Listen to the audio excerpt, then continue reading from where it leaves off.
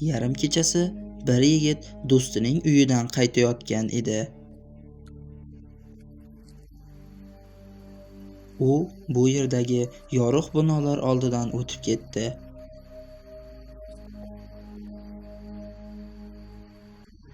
U bolalar maydonchasining yonidan o'tib ketayotganida atrofda turli xil g'alati ovozlar eshitila boshladi.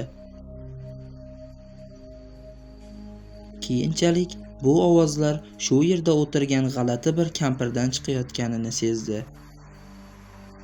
Ular seni kuzatyapti. Ular seni kuzatyapti. Kanalimga obuna bo'lib, videoga like bosishni esdan chiqarmang. Yigit bu gaplardan juda ham qattiq qo'rqib ketdi. Ular seni kuzatyapti. Ular seni kuzatyapti. Yigit qadamini tezlashtirib uyiga qaytayotgan edi, lekin baland binolarning birida unga kimdir qarab turganini sezdi va u yerga qaradi.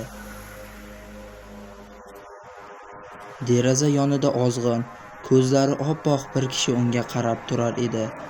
Uning yuzi shunchalik qo'rqinchli ediki, xuddi bir maxluqqa o'xshar edi. Yigit qadamini tezlashtirib uyiga ketdi, chunki uni bitta odam kuzatmayotgan edi. Nihoyat u uyiga yetib keldi va kiyimlarini alishtirib, bo'lgan voqealarni onasiga aytmoqchi bo'ldi.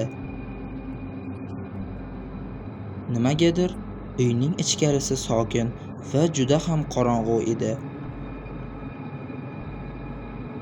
Uning onasi deraza oldida tashqariga qarab turar edi. Biz seni kuzatyapmiz.